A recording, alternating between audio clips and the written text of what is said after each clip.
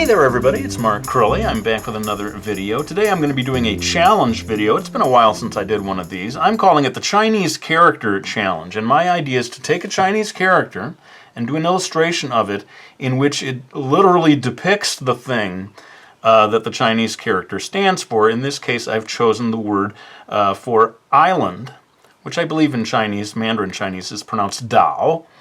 And in Japanese, you would pronounce it Shima. Some of you who are studying kanji or Chinese, you might find this interesting. The rest of you, I hope you'll find it interesting too, just for learning some illustration techniques. I'm beginning by surrounding my island drawing with marker, blue marker, and I'm going to cover this entire area with hopefully pretty much just one shade of blue to create the sea that surrounds the island. And then once I'm done with that, I'm going to come back with watercolor and begin to illustrate basically the sort of two-color approach that I'm going to use for creating what will hopefully look like a kind of desert island or paradise island in the Caribbean or some such place. So let's go ahead and breeze through all of this blue markering in time-lapse, and then I'll be back to do a little bit of watercolor.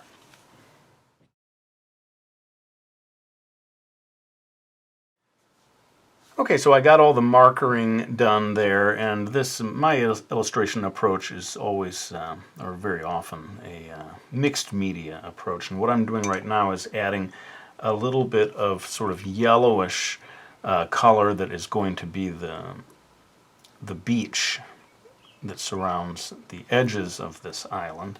And you know, this is watching me apply this is not particularly dramatic, but I thought I'd take a moment to talk about this Chinese character.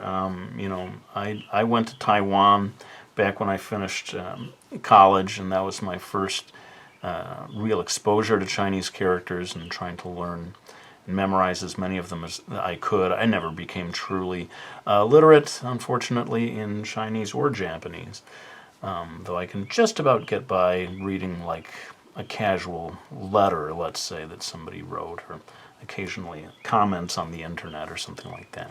Certainly could never read a newspaper or anything as ambitious as that. But anyway, for those of you who are studying Chinese or just sort of interested in learning about how Chinese characters work, I wanted to talk a little bit about how, you know, in a way, doing an illustration like this could be considered coming full circle from what Chinese characters originally were. You know, they were sort of depictions, sometimes very direct depictions of the things that they meant to symbolize. Like fish, for example. I think if you look at that character and went way back in time, thousands of years, you would find that it was kind of a drawing of a fish. Now with island and so many Chinese characters, it really is not quite as simple as that. It seems to be composed of a couple of different things. Sometimes characters that are supplying the sound or a reminder of what the sound might be. And sometimes it's hard to see any clear logical reason. This character, as far as I can see, is split into two parts. And this part down here is the Chinese character for mountain. This character up here, I believe, relates to birds in some way. That's my best guess at it. As I say, I'm not a real expert in this stuff. But so yeah, mountain and bird. I wonder if the mountain supplies a hint at the meaning, you know, that an island is a little bit like a mountain coming out of the water. And possibly the bird part of it reminded people how to pronounce it. And speaking of pronunciation, my understanding is that the Mandarin pronunciation of island, in Mandarin Chinese, is Dao, the third tone. If you say it in Japanese, it's entirely different. Shima. Some of you may have heard the word Shima as parts of city names or things like that. You'll see the word Shima, Hiroshima, right? You guys have heard that before, and that Shima is the word for island. So there's your little bit of education. I'm going to go ahead and switch now to using a color green. Give me a second to mix up a nice color of green with my watercolors. All right, now I should point out that I allowed this to dry sometimes when you're doing watercolors, you can make the mistake of rushing right back in, and while it's still wet, and then you may accidentally cause the colors to blend into one another when you didn't want them to. Then again, there's times when you do want them to, and you got to work fast while the paint is still wet. I should say, interestingly, I asked my wife, who is Japanese, about the origin of this character. And she is so devoted to helping me out that she actually looked on, researched on the internet, and she was coming up with an explanation that the bird, part of it, is related also in meaning, and perhaps only in meaning rather than in sound, as I had suggested earlier. That an island is a mountain where a bird could rest, right, while flying across the ocean. The idea that the mountain where the bird can rest is perhaps a way of suggesting island. So I thought that was interesting, and many thanks to my lovely wife for helping me out. Now, what I'm doing here with the watercolor is this is going to be, you know, the sort of tree covering of this island. And part of the trick of doing this particular illustration is to have a sense of the three-dimensionality of this space. You know, we're sort of looking at this island, you know, this character that's being turned into an island, looking a little at it from the side. So it seems to me that we'll see the beach on only one side of it. We might not see the beach on the other side because the trees are kind of getting in the way. Anyway, that's going to be my approach. You're not going to see the beach surrounding the entire thing. Actually, I did look at aerial photos of islands so that I wasn't just completely winging this. I wanted to make this sort of look as much as I could like a real island as viewed from very high up in the sky. And when you do look at photos from a certain angle, the only way you see the beach on all sides is if it's like a satellite photo looking straight down. So anyway, I will not bore you with the complete green watercoloring process. Let's go ahead and time-lapse through this and maybe come back as I add further detail.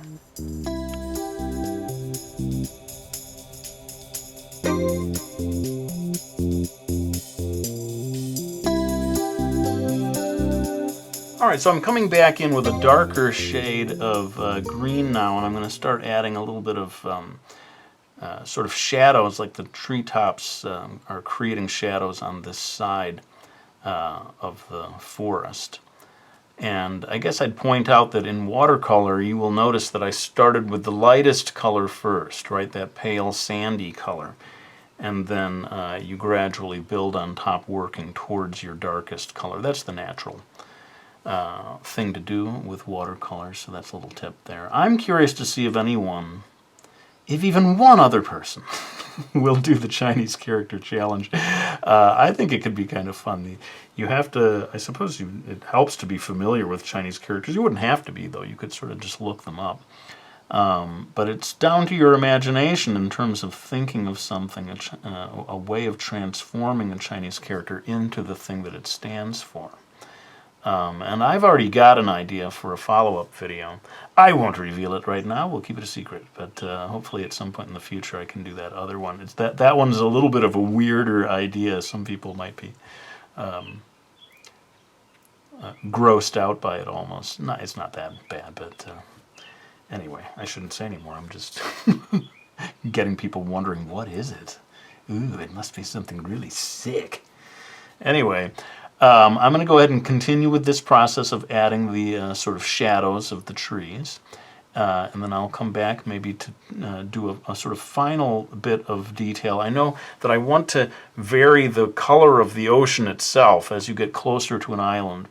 The ocean changes color, sort of lightens as it gets closer to the island. That'll probably be maybe the last thing that I do before I wind this down. Okay, let's go ahead and finish this up in time-lapse.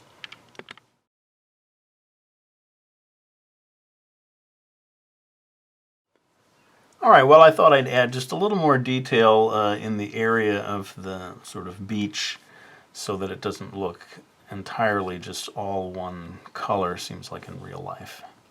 There'd be a little more variety there. Watercolor is good for this kind of stuff, this sort of organic things like tree tops and stuff like that, because it's sort of naturally, the color comes out a bit splotchy, and it can kind of help really sometimes with this type of thing. You don't want the green to be too even, because that's not the way it would appear in real life. So anyway, but I am sort of Mr. Mad Scientist, mixed media man, choosing different types of media for the what they provide. I mean, like the blue of the marker is considerably smoother and more even. And so that's why I went for the marker for doing the ocean, because I didn't want that to get too splotchy. So I think what I'll do now actually is go ahead and bring out the pastels for coloring in the ocean. Okay, so I'm coming in with pastels. These are the sort of dry, chalky pastels, not the oil pastels that you sometimes see. I almost never use oil pastels. I do use these chalky ones every so often, because they're really good for providing smooth, smoky gradations of color. So you can see me making this lower area darker.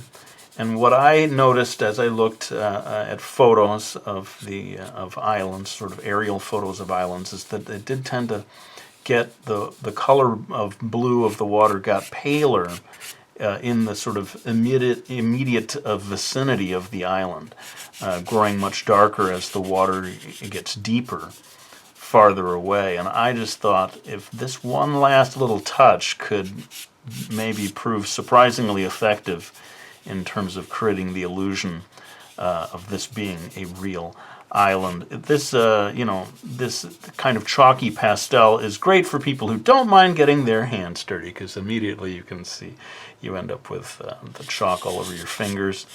But I don't mind. I don't mind if you don't mind.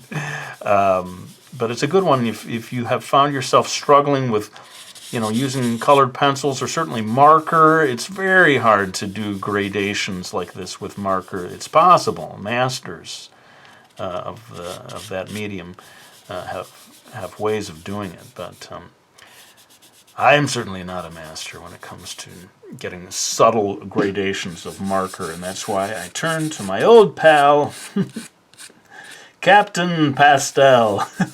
Uh-oh, does this mean I need to create a voice for Captain Pastel? Let me know if you think I should.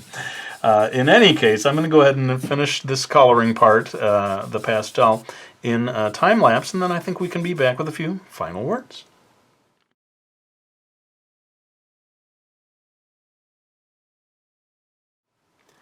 All right, well, apparently, since I must leave no drawing tool unused in this video, I've decided to come in with green, dark green colored pencil to add a little more detail. Of course, colored pencil is great for controlled detail work, any kind of pencil. So this is going to allow me to sort of tighten up things with the shadows of these trees. And that is probably going to bring us toward the end of this video. How about if I just go ahead and speed through the detailing phase with the help of Old Man Time-Lapse. Haven't heard from him lately. Well, yeah, that's right. Whatever happened to using Old Man Time-Lapse, huh? I'm not good enough for you anymore? We'll see if we can make sure we get the Old Man Time-Lapse voice in. And what did I say? Captain Pastel? I'm going to have to work on that. I have no idea what Captain Pastel sounds like. Maybe sort of a Buzz Lightyear vibe would work for that newly invented character. Let's go ahead and finish off the detail, and I'll be right back with a few final words.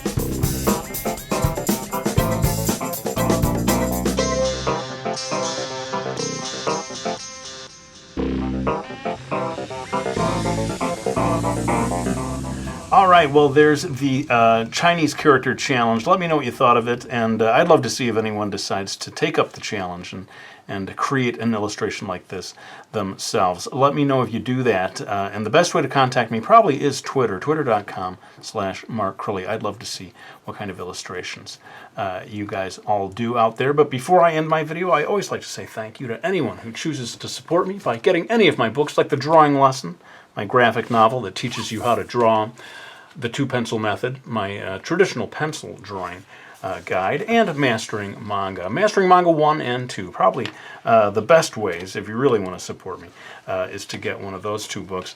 But let's go ahead and lay down this pencil. I want to thank you all for watching this video. I really hope you enjoyed it. And I'll be back with another one real soon.